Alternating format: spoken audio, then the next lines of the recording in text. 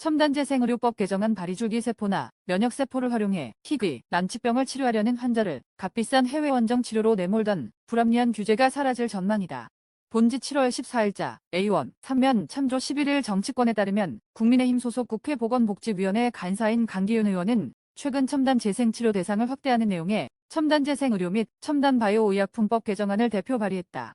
개정안의 핵심은 줄기세포나 T세포, 자연살해세포 같은 면역세포를 활용한 첨단재생치료 시술을 국내 의료기관에 돈을 내고 받을 수 있도록 하는 것이다. 현행 법은 연구 목적 임상에 참여했거나 상업화를 위한 치료제 개발 임상에 참여해야만 이런 치료를 받을 수 있다. 아니면 치료제가 정식 승인을 받고 출시될 때까지 기다려야 한다. 개정안은 전문가 심사를 거쳐 안전성 등이 확보됐다면 연구뿐 아니라 치료 목적으로도 첨단재생치료 시술이 가능하도록 하고 있다. 정부가 첨단재생의료 실시기관으로 인정한 의료기관에 한해서다.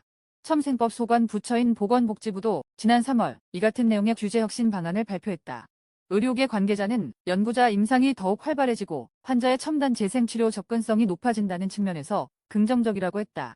줄기세포 원정치료, 네모는 반쪽 규제에 푼다. 지금은 희귀, 난치 질환자 등 일부만 연구 목적으로 가능, 국내 혈액암 환자 골수 이식 치료에 새 장을 연 것으로 평가받는 이규형 이대 목동병원 혈액종양내과 교수는 골수 이식 환자에게 면역세포인 NK세포를 넣어주면 암 재발 위험을 50% 정도 줄여준다는 것을 입증했다. 연구 결과는 지난 3월 혈액암 분야 국제학술 지인 루키미아에 실릴 만큼 인정받았다. 하지만 이 교수는 3년째 이런 방식의 치료를 중단한 상태다.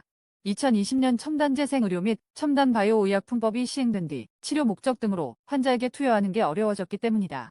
국회가 이런 제약 탓에 반쪽짜리 법안이라는 비판을 받던 첨생법 개정 절차에 들어갔다.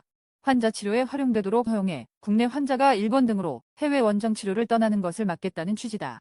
정부도 제도 개선을 추진하고 있지만 시민단체 등의 반대는 여전히 넘어야 할 과제다. 원정치료 환자 매년 1만에서 2만 명 11일 의료계 등에 따르면 매년 면역세포, 줄기세포 치료 등을 받기 위해 일본 등으로 원정치료를 떠나는 환자는 1만에서 2만 명 정도로 추정된다.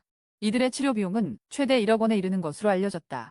이들 중 상당수는 국내에서 더 이상 치료가 어렵다는 판정을 받은 말기, 암 환자나 퇴행성 관절염 등의 재생치료를 원하는 줄기세포 환자다. 규제를 피해 일본 등에 세운 국내 바이오 기업의 클리닉을 찾기 위해 해외로 떠나는 환자도 늘어나는 추세다. 업계 관계자는 질병 발생 전 예방 목적의 건강관리가 중요해지면서 만성 피로나 면역 저하로 인한 염증 수치 등을 관리하기 위해 해외를 찾는 사람도 있다며 치료 목적으로 해외에 가는 사람의 유형은 점차 다양해지는 추세라고 했다. 반쪽짜리 첨생법 개정 절차 도입 해외 원정 치료의 대부분은 국내에서도 가능한 기술이다. 하지만 2020년 시행된 첨생법이 발목을 잡고 있다. 첨생법에 따라 국내에선 다른 치료제가 없는 심각한 환자나 희귀, 난치 질환자에게만 재생의료 등의 연구를 할 수 있다. 의사 재량으로 다양한 환자에게 시술하는 게 사실상 막혀 있다. 연구 대상자인 환자에게서 돈을 받을 수도 없다. 이뿐만이 아니다. 국내 대학병원 등에서 개발한 재생의료 기술도 신약 허가를 위한 정식 임상 단계에 들어서면 환자 치료 목적으로는 활용하기 어려워진다. 임상 현장에서 효과가 입증돼 근거가 쌓일수록 환자 치료 기회는 오히려 줄어든다는 의미다. 일선 의료기관 등에서 기초 기술을 개발한 뒤 제약사 등이 신약을 개발하는 선순환 구조를 첨생법이 막고 있다는 지적이 나온 이유다. 규제를 피해 일부 요양시설 등에서 불법 세포 시술 등을 하면서 환자 관리는 제대로 하지 않는다는 지적도 나온다. 시민단체 등 반발 넘는 게 관건 첨생법이 개정되면 환자 치료는 물론 신약 개발에도 도움이 될 것이란 평가다. 연구뿐 아니라 치료 목적 재생의료 시술도 허용되기 때문이다. 정부 심의를 통과한 의료기관만 실비 차원의 비용을 받게 돼 관리체계도 갖춰진다. 법안을 대표 발의한 국회 보건복지위원회 소속 강기훈 의원은 소관 부처인 보건복지부와 주요 내용을 협의한 것으로 전해졌다. 복지부도 3월 바이오헬스 규제 혁신 방안을 통해 이 같은 내용의 정책 방향을 발표한 바 있다. 법 개정 과정에서 시민단체 등이 반발할 수 있다는 점은 변수다.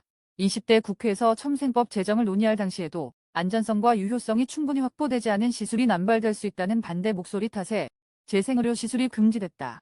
의료 분야 규제 완화는 모두 의료 민영화로 매도하는 정치 프레임을 넘어서는 것도 관건이다. 국회 다수당인 더불어민주당은 아직 당론을 정하지 않았다. 다만 복지위 소속 전해숙 의원 등은 2018년 첨생법 논의 당시 의료 시술까지 할 수 있도록 허용해야 한다고 밝힌 바 있다.